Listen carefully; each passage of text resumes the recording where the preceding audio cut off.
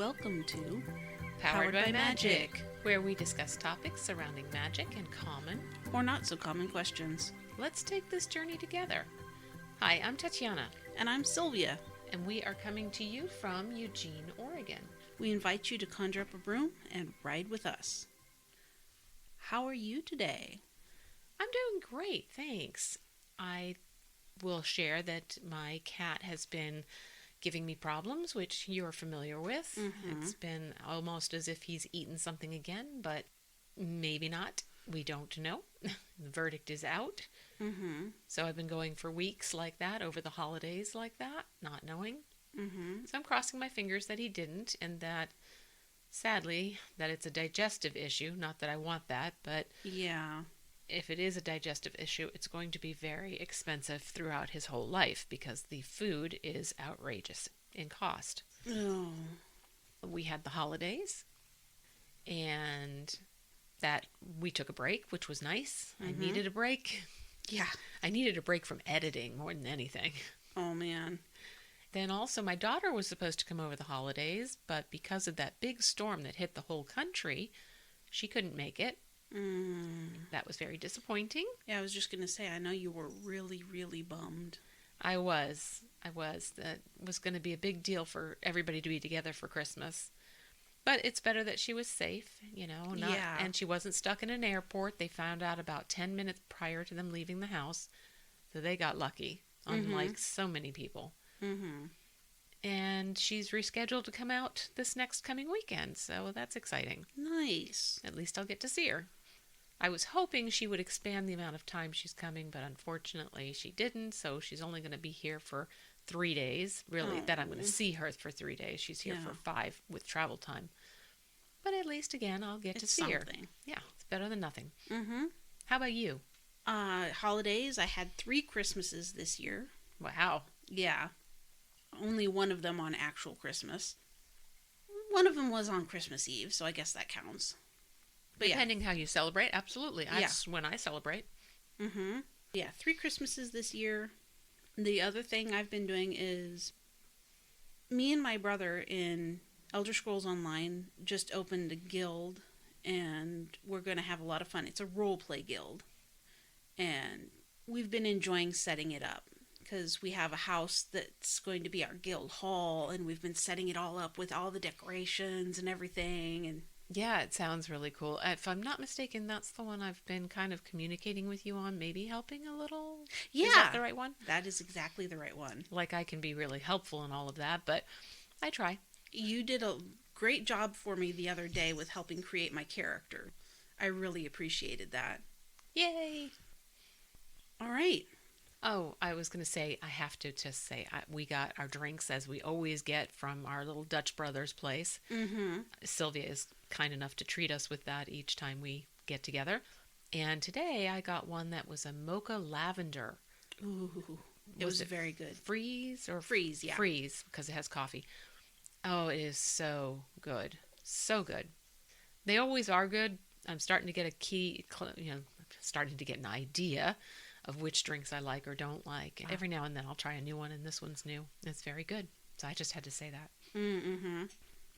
Okay, how about we begin with you? Sure. For the witch's tools, today I chose the Book of Shadows, or Grimoire.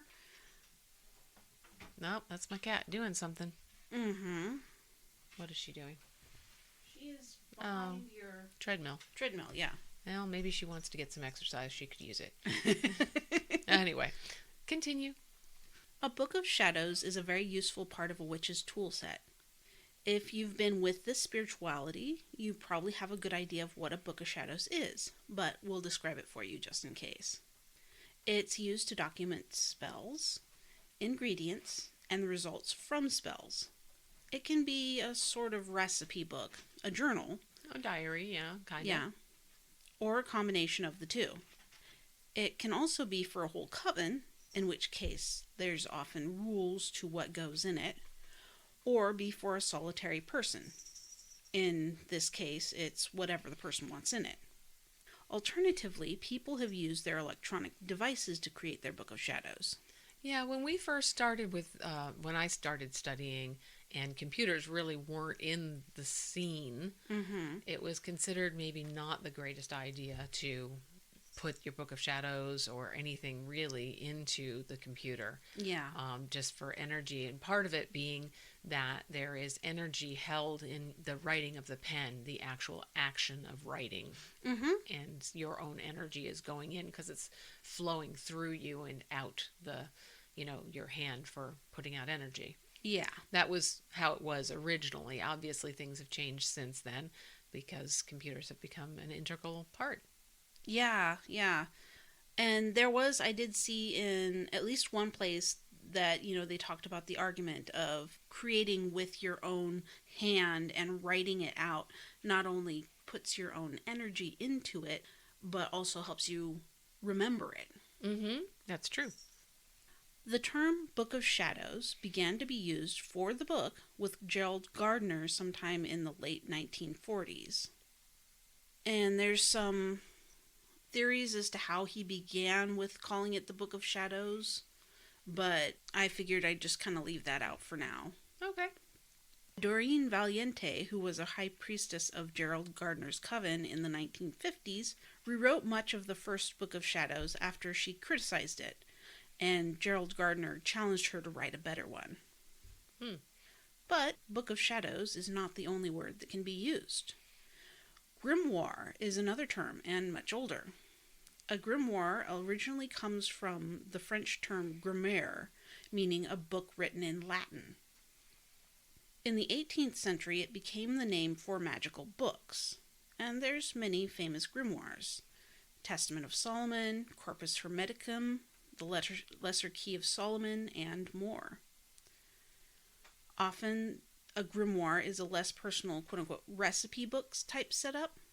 Some people have been using grimoire as a word as an alternative to Book of Shadows. Whatever you call it, it remains a very useful tool in the witch's toolkit. Yes, it does. And it's nice to be a hand-me-down, too, because you can, pass it on. Yeah, exactly. Which is really nice to be able to add to it and whatnot. And when we studied, and what everybody usually probably thinks of is a hard-covered book that has a certain number of pages. Yep. And I have one of those. Nowadays, again, we get so much information and we have binders that sometimes that's the better way to go. And not only that, if you have a spell or something that you want to put together for a little while, you can move the pages around in the right, and binder. You can change how you want the order or structure of it to be. However, it is nice to have the hardcover traditional book, and that feels like a nice hand-me-down. Yeah. To each his own. Maybe you have two. Who knows? Yeah.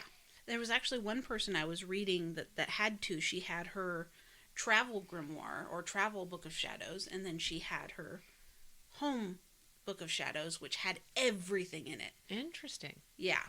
So she said she took the travel one with her everywhere, and then the other one stayed home. I thought that was a really great setup. Very cool.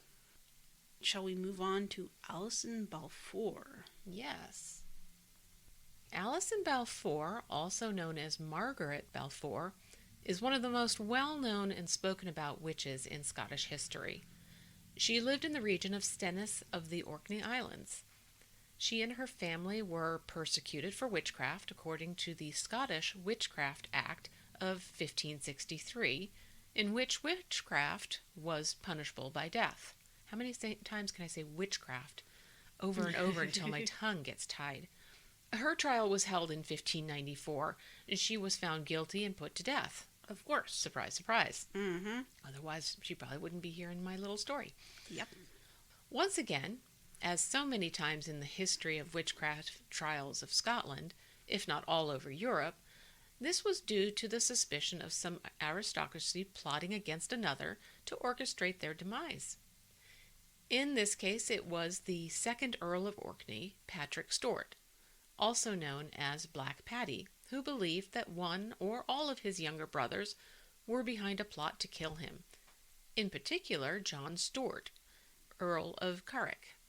This was because the poison that Patrick discovered at some point was from Thomas Papley, a servant of John Stewart's. Thomas was tortured for 11 days when he finally confessed to the event, but also pointed the finger at Balfour and her family. Before Papley was put to death, he claimed his innocence. The damage to Balfour was, however, already done. It was found out that the brothers had gone to her to ask what kind of spell would be best to place on Black Paddy to cause his demise.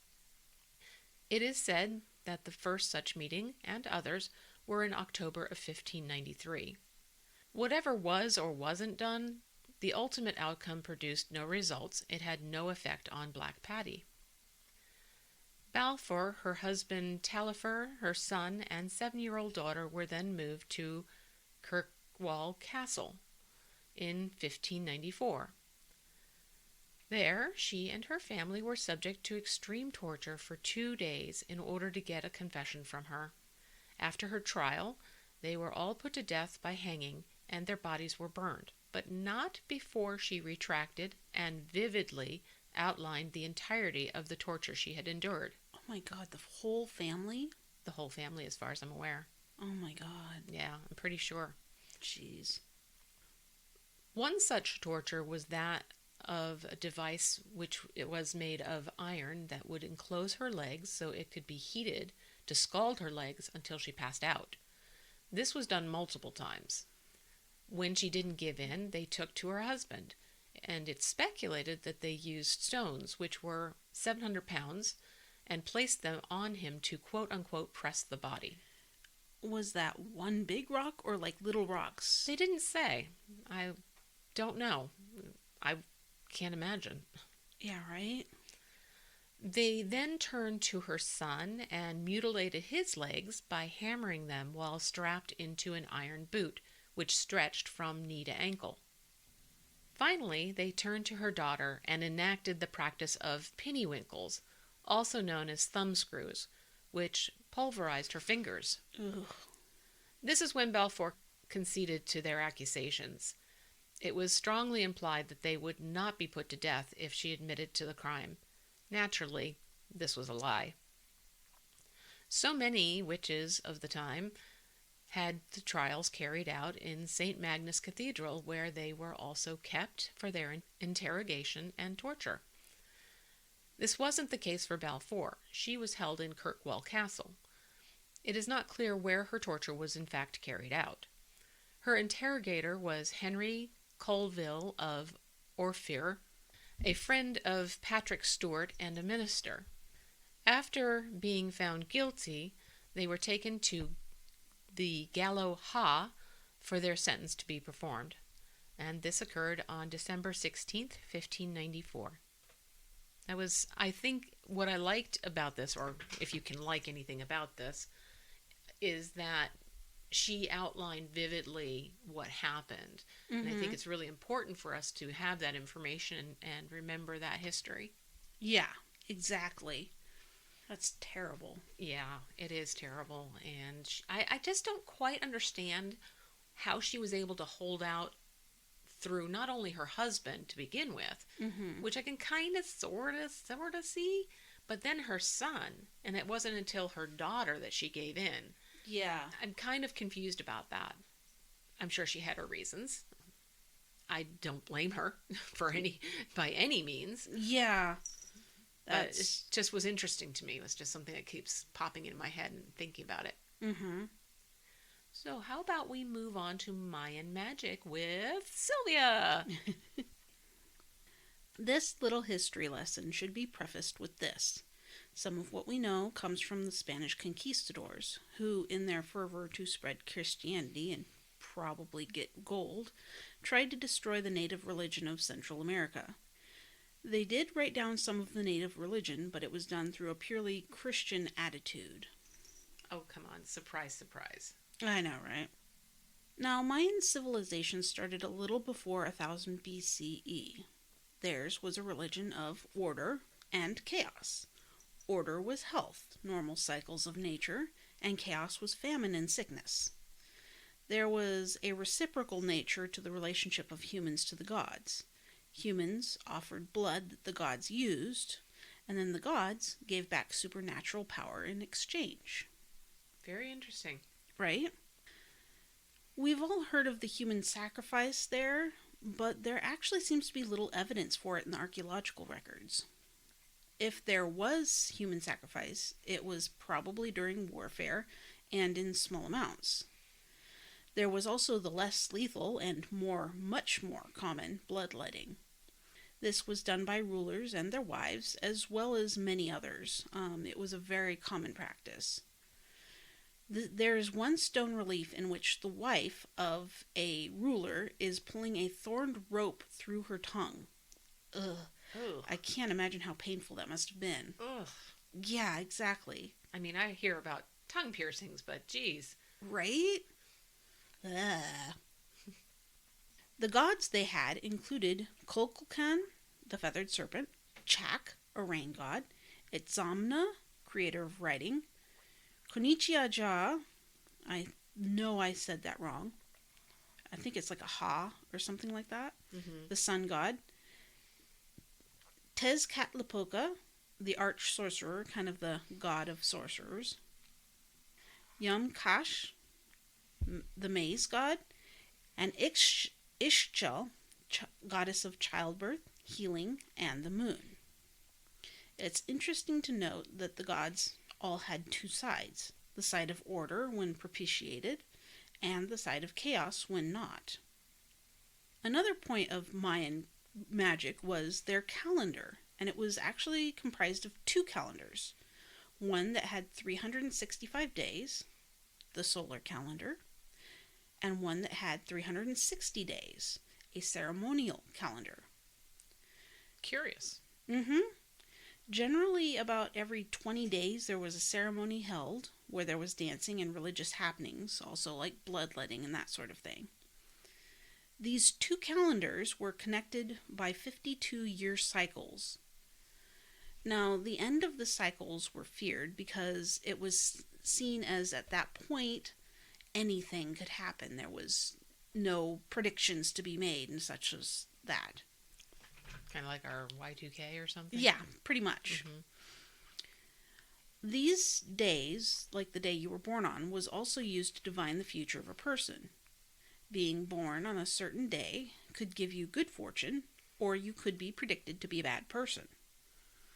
One fact to note is that the Mayan calendar was even more accurate than our own modern day calendar in the sense of how well it charted the days of the year. Oh, that is interesting. Right? Wonder, how was it more accurate? They didn't have like the every 4 years they had to account for the extra day and so on and so forth. Mm. They accounted for that extra time in each calendar. Mm-hmm. I see. Okay. Yeah. On another note, mirrors were special and dangerous as they could let spirits through. Thus, it was a sign of courage to look into a mirror. I read in one place that warriors would wear mirrors on their backs to discourage other warriors from attacking from the back in fear of seeing into the mirror. Oh, that is really interesting. Right? Mm-hmm. Now, I wish there were more documentation of Mayan magic, but I didn't have a great amount of info to work with. It also could be that I didn't look hard enough, but I did my best. I'm sure you did. And it is hard to find information on some of these magics. It yeah, really this is. magic history, yeah. Yeah. It's kind of like looking for the witches. Sometimes you get lucky and sometimes you don't. Yeah. Now we have the oracle. We changed it up a bit. Yes, we're not doing tarot today. We're doing an oracle. And I picked out the ginkgo tree. Here we see paths leading to and from the ginkgo tree. It looks as if the sun is rising, and there is an imprint of a ginkgo leaf on a stone and a bridge in the distance. The sun shines on a new day where the new beginning will take root. There is a history that has brought us to this tree, perhaps that of our ancestors. The golden leaves of the ginkgo tree always offer me a smile, some joy, and some hope. Even in the fall, they shine as brightly as the summer sun. What is it that does that for you? The wisdom of the trees can give us a deep insight to the history that holds so much for us to learn from. What can you discover from your past or your family's past? This tree suggests that there is something you may have forgotten or are ignoring. Again, look into your history to see what you may be avoiding or missing. There are lessons there that can offer great insight into who we are if we are willing to look for it and grow from it. It may bring new light to your life and perception as to who you are and why. Lovely, as always. Thank you. Please rate us on iTunes, Spotify, or wherever else you found us. I'm Tatiana saying goodbye for now. And I'm Sylvia saying so long and thank you for writing with us. This has been Powered by Magic. And thank you everybody for being patient with us for taking our 2-week break. I apologize that we did not announce that in advance. That was a very last minute choice. Yeah, it was. All right, have a great day. Have a good one. Thank you.